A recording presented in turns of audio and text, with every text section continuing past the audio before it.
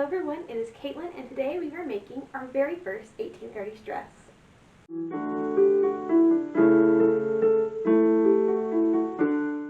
We finally get to start 1830s dresses! I am so excited. So yeah, this is the fabric we're going to work with first. It is a reproduction cotton. I've gone back and forth whether I really like it or not in terms of 1830s, and I think it's good. I like the design placement. You see this kind of scrolly design quite frequently with cottons in the 1830s. And with the florals in the middle, the scale is good, the size is good. The only thing I was concerned about initially were the tiny little dots everywhere. But I did find an original dress that did have dots like that. They aren't quite as prevalent as this, but they are there. So I think we're good. The only thing I would have liked is for the flowers to have more colors in them. The monotone flowers seem to be not as common in the 1830s, so yeah, I would have liked that, but I think for a cotton print, I think it's actually pretty good. So first I'm going to rip skirt panels. I'm going to use 3.5 panels of fabric. I've never actually seen an original 1830s dress in person.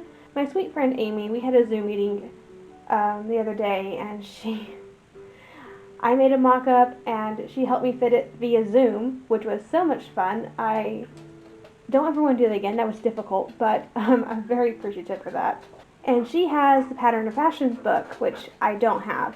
And so she was very sweet and looked up all sorts of things for me. One of my big ones was how wide should the skirt circumference be. It kind of varied through the originals from like 120 inches to 145 was the largest that we saw, but we saw that in 2 or 3 different originals from that book. My fabric is about 41 inches wide, so 3.5 panels is going to put me right around 145, which is the max. So we're going to go ahead and do that. And this skirt I am not going to line, mostly because it's a cotton. The original I am more or less copying per se is a front closing gown, so it's a little unusual. But I did want to copy that. I want to have at least 1 or 2 front closing gowns just in case I don't have someone there to dress me. I'm copying that as close as I can. That one was not lined. So we're going to do that. No lining. We are going to put a facing in. I measured my skirt length myself using a tape measure, a book, and I put all my petticoats on and took pictures so I could see like where my skirts needed to fall. And I think in the front they need to be 38 inches and in the back 40 inches. I'm going to cut mine 42 inches, and that'll give me still 1.5 inches turnover in the back and plus 1/2 inch for the facing. So for the sleeve pattern, all I did was take the one in the Workwoman's Guide, which I think was figure 13 and 14, 14 being the pattern, and I blew it up via computer and printed it out, and then I kind of took measurements where I needed to. So I found that the very cuff here was too large for me, and you want it to be very fitted. This was very large, however, like 6 inches up, it was very, very small, because my arm gets bigger. So I had to add some this way and subtract some this way. I find that to be the easiest way of pattern making, at least for me.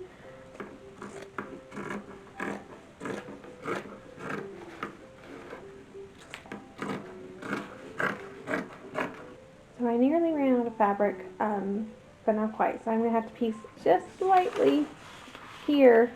But yeah, I cut the bodice out without remembering that I needed to cut it on the bias, because that's what originals show, and I'm not used to that, so my brain didn't think about it. So yeah, I wasted a little bit of fabric, so we're going to piece a little bit now, but it's okay. There's also going to have to be a little bit of piecing on the underside on the other piece right here, but it's just like from here to here. So most of it's going to be covered up by the seam allowance anyway, so it'll be fine. It's just, I kind of remember those sorts of things now.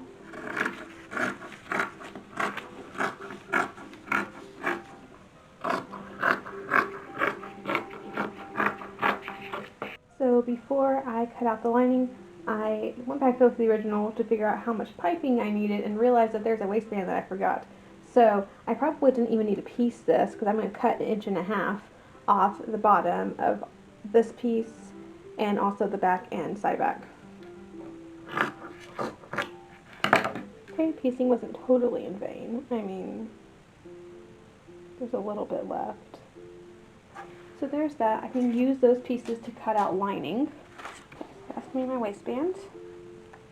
I'm going to need a piece of lining of that as well. The rest of this extra can be piping. I measured it. I think I need 244 inches of piping.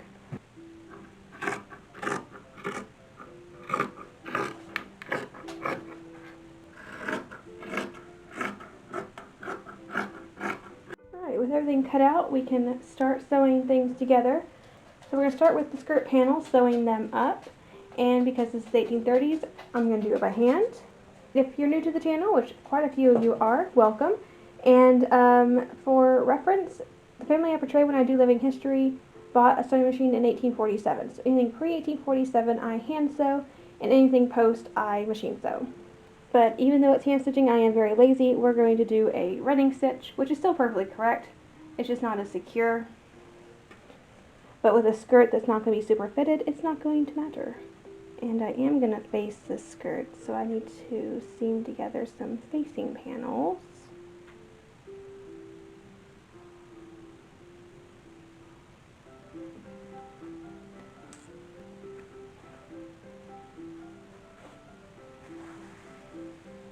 And we are also going to gauge this, so instead of pleating, it's going to be gauged.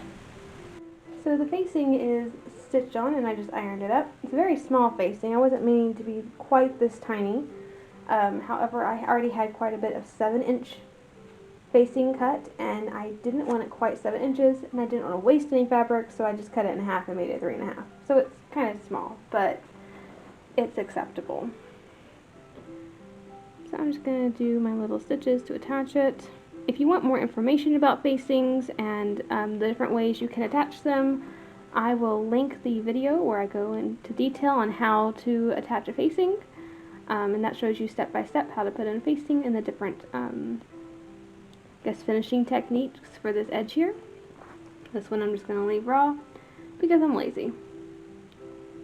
We're going to take a break from the skirt very quickly, mostly because I'm avoiding the concept of gauging. So the the shoulder seam is so far back that it really connects into the side back seam, and so I'm going to have to sew all this first before I can sew it at the shoulders. Here comes the kitty cat. And I am going to do this with a back stitch.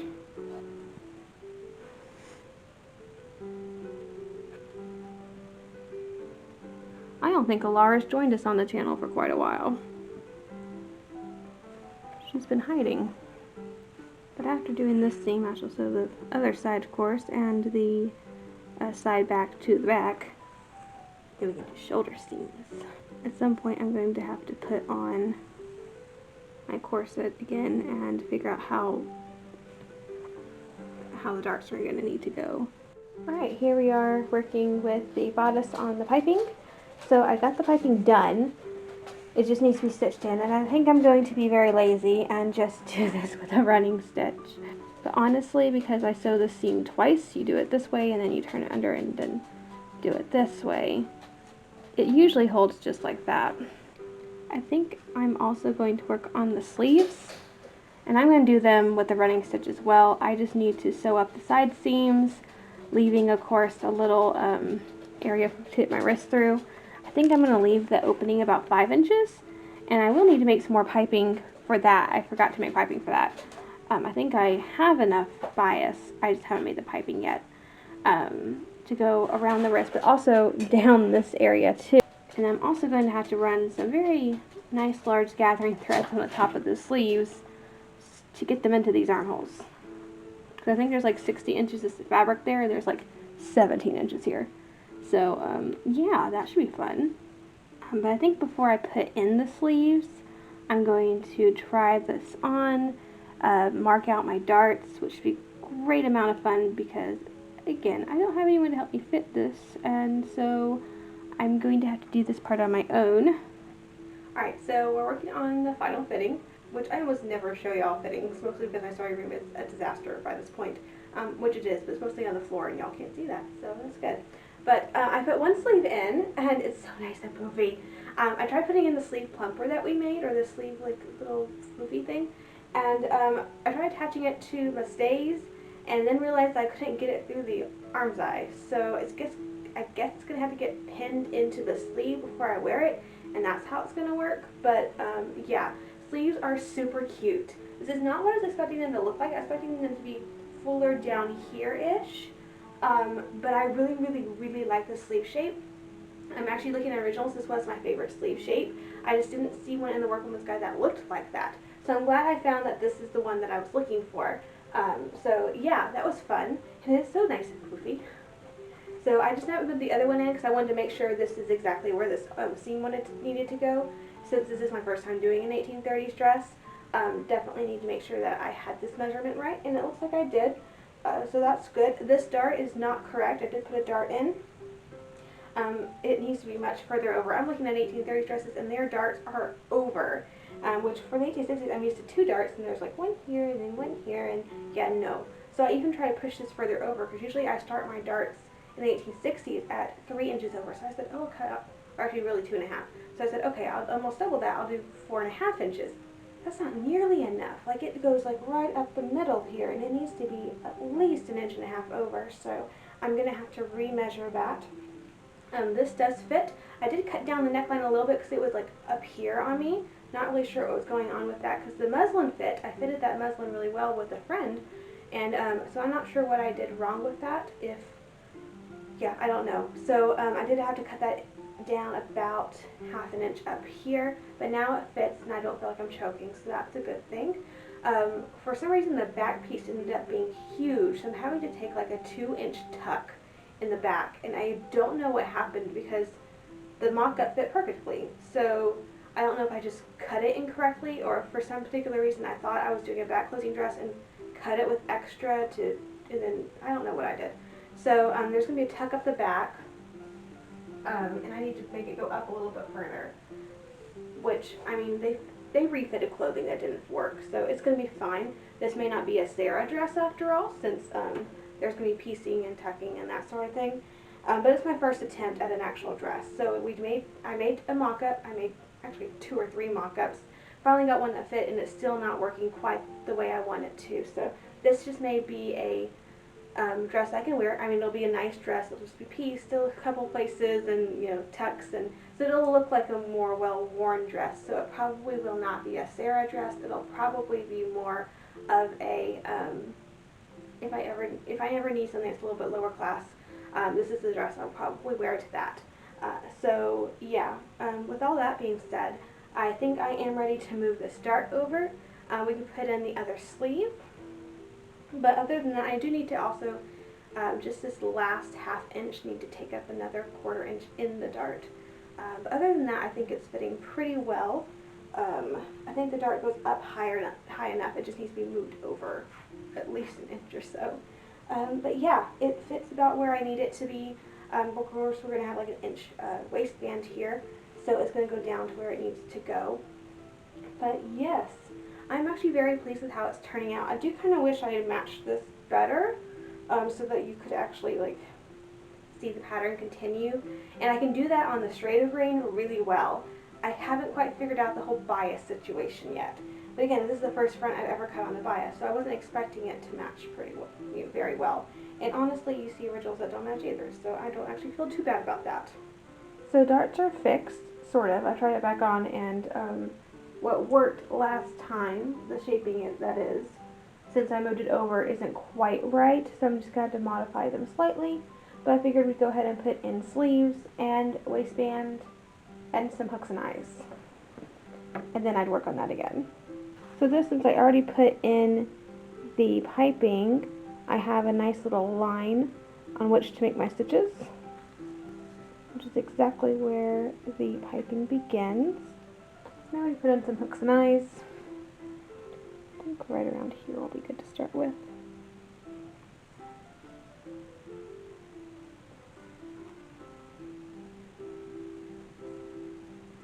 I'm going to try for every inch apart, I think. And I don't know if it's done this way in the 1830s, but in the 1860s, you would just jump from hook to hook. You wouldn't tie off your thread. So that's what all my originals show. So I'm going to do that until I learn differently. And now it's time to put in the waistband, which I think I want facing this way, so we're going to put that this way.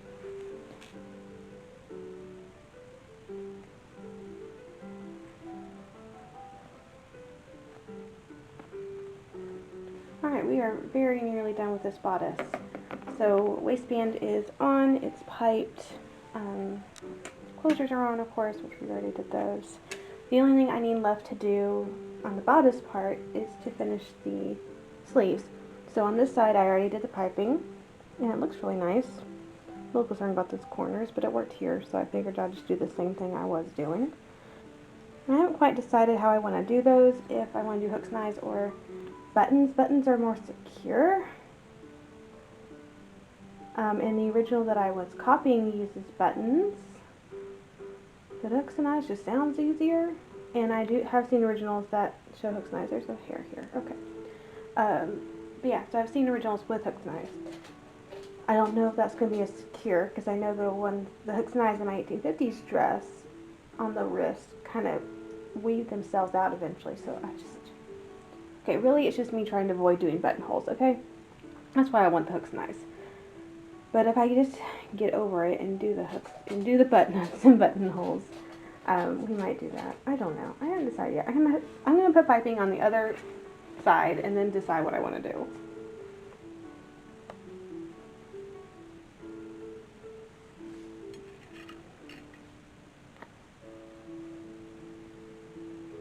So I felt like hand sewing this has been a lengthy process, but it really hasn't been. It's been only a week since I've started, and most of that wasn't sewing because I have a job.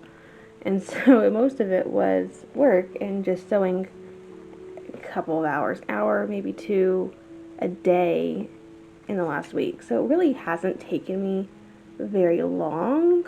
It's just because I don't know what I'm doing with the 1830s yet, it feels like it's taking a while. So it's taking longer than, say, when I used to hand sew my 1850s and 60s dresses. We're also going to need to sew piping on that peldering. I keep forgetting about that peldering because I'm not used to having matching accessories to my dresses. Alright, here we are with peldering, which is mostly complete. We're just going to work on, basically it's a very easy two-step process. I have the fashion fabric and the lining, and all I'm doing is finishing the edges. And I looked long and hard at original pellerings. One I really liked had ruffles on the bottom of it. Unfortunately, we didn't have enough fashion fabric to manage ruffles, so I had to keep looking. I came across a couple that just had piping on the edge, and I was like, oh, that's super easy, so let's do that. Really liking how it looks, and I do like how it finishes like all the edges, even on the inside, because this is an outerwear garment. So basically what I'm doing is I'm just attaching the piping to the fashion garment, and since I've already stitched the cording inside, I have a nice little line to follow with my stitching. And now I have this little section. I'm just going to fold that over to where the I'm just dropping everything. It's a button. Okay. So I'm just taking this edge, folding it under to meet the seam I did, and then folding it under again, making sure it's fairly tight across here. And I'm just going to match all that up. And the nice thing about piping is since it's on the bias, it lays around curves really well. So like the curves that go in, it lays really well. The curves that go out, it lays really well. It just looks nice. Skirt. So yes, I've started gauging. Gauging threads are already in here. Yeah. So, and then I did a fourth of the skirt. So this is a fourth of it all gauged out. And there's the front of it with the little waistband. The darts I've gone back and forth on. So a lot of the originals I'm seeing show very far over darts. That did not look good on me. And ended up finding a couple of examples that had them a little bit closer to the center front. And so I went and put the darts back in the original position. So this is like the fourth time I've done darts, which is great. But it's a new era. It's not something I'm familiar with yet. So once I get this down, it'll be just as easy as my 1850s and 60s dresses. It's just the process of getting used to it. So yeah, dart is now back in its original position. And how to gauge skirts is going to be one of our how-to videos. That's coming out pretty soon. I have all the filming done, so it's just a matter of what month we're going to put it in. And I think it's March. I don't actually remember though. It could be April. After this, I have to mark where my pockets are going to be. Usually I would do my pockets beforehand because they're just slits. So I'm going to have to take out some of the stitching I did on the skirt. However, I wasn't quite sure exactly where the pockets were going to go because this is new to me. So I had to wait a little bit before doing that. But now that I kind of know, I can put on my petticoats and such and figure out exactly where my petticoat pocket is. My pockets are in my petticoat. A lot of the Workwoman's Guide has directions for that. But I'm going to continue working on this, and I will see you when it's done. Alright, so I am not dressed yet. I thought we'd do this on camera, or attempt to do this on camera. It should be interesting, but I got all my underpinnings on, and I got my 1830s hair in. It doesn't look fantastic, but it looks okay. Curls we're still working on. I need some new ones. These are just too, they're weird looking. They don't curl as much as I would like, so that's fine. Then I had like a braided bun up here, and my pretty cap that we made on the channel. We made the chemise on the channel, we made the corset on the channel. I think we made everything but the petticoats, honestly. So yeah, fun. I've got that dog hair on me. Alright, so let's put in this dress. I put the sleeve supports in the dress. I think I mentioned earlier that I snapped one of the cane supports while trying it on the first time. That was my mistake. It's not necessarily the cane. It's because I was trying to shove it in there, and there's this hole this big, and the sleeve support's this big. That's not going to work. If you carefully feed it through at an angle, so you have to put the canes where they're going around this way and the sleeves this way, you can roll it in like a wheel. And it takes a little bit of effort, but it's not difficult, and it's feasible. So I know now I'm going to have to fix that one cane that I snapped, but it'll work from now on. So I have it just pinned in right now. I think I probably would sew it in so I don't have just a pin in there, but pins aren't necessarily a bad thing either. So now comes the fun part of attempting to get this on without messing up my hair, which is partially why I have the cap on. I think it's heavy. Maybe it's because I'm used to working in silk. Okay. Okay. That was the part I was most afraid of. Oh yay, they're a puppy. Don't know what else I was expecting, but yeah, they're a puppy. So yeah, we'll start snapping this on. There it is. Sometimes it's hard to find hooks for these things. Okay. There's that part. And I need to find, here it is. Okay, that wasn't difficult, which is a good thing, because it fits. There we go. Okay, so there's the front of the gown. Oh, and it fits over the skirts quite nicely. It's not super tight, which I was concerned about. I guess I can put these on now. The sleeve supports are sitting a little low right now, but I think that's maybe where I have them pinned in. I can mess with that. This is the very first time we're doing this, so there's bound to be a few things that we're going to have to work on. Because once you push them up, they're not that big of a deal. Okay. It looks very appropriately 1830s, I would think. There we go. Yeah, that's fun. Certainly is interesting. But it's the 1830s. I look totally ridiculous, and I'm loving it.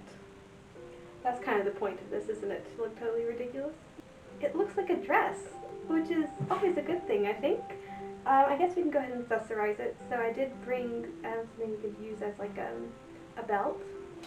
I figured for belt I have this orange ribbon, which kind of looks weird, but there's this bright orange little on the fabric, so I figured it would work still. So I'm going to go ahead and try this for this time. Okay, that's not perfect, but it'll work for today.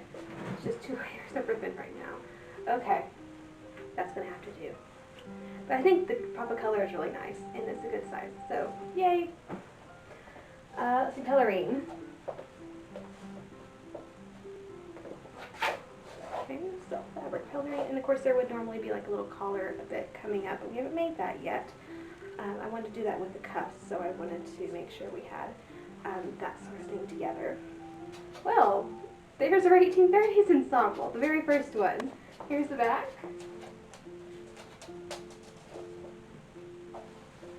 Yeah, it feels so different from the 1850s and 60s because, like, I feel like I have less range of movement here, but I think it's more I'm not used to this. And so once I get used to the fact that I have giant sleeves and can't necessarily fit through doorways anymore, I think I'm going to get used to it. But the skirts are very interesting because, I mean, they're just as full as they would normally be, but they're shorter, and therefore I feel like I have more movement, which is interesting. I wasn't expecting to really feel a full range of motion with just, you know, the skirts being picked up just a little bit. Particularly with like the 1860s when I wear a hoop, the skirts aren't anywhere near my feet, so it's interesting that I would even feel anything like that. So yeah, I do need to put in pocket slits. I'm going to actually mark, because this is going to be a good one. There should be a matching seam on this side right here. So right here is where I'm going to put little pocket slits. So I just need to measure that. But other than that, I think this is a very successful first dress. I actually have the second one cut out already. It's green brown silk. So I'm super excited about that. Let's see how I'd accessorize this dress. So a very lovely green one. I couldn't decide whether it's this one or the blue one. But I figured since I had a blue cap on, that we do the green bonnet, and it's a lot bigger than I was expecting. I didn't put the veil on. So, yeah, it's interesting. Very 1830s. Very, very appropriate for the 1830s, I think. So, yep. This is it. Our very first 1830s dress. A lot more to come. Of course, that one's already cut out, and then I have 2 more cotton dress lengths, another silk dress length, and then a wool dress that'll probably end up being a riding habit. So, fun things ahead. Very pleased with how successful this first try has been. Just because I had no clue what I was doing, and it actually resembles an 1830s dress, which is always a plus. But yes, so very excited to have the first 1830s dress done. Thank you so much for joining me on this adventure, and I will see you in the next video.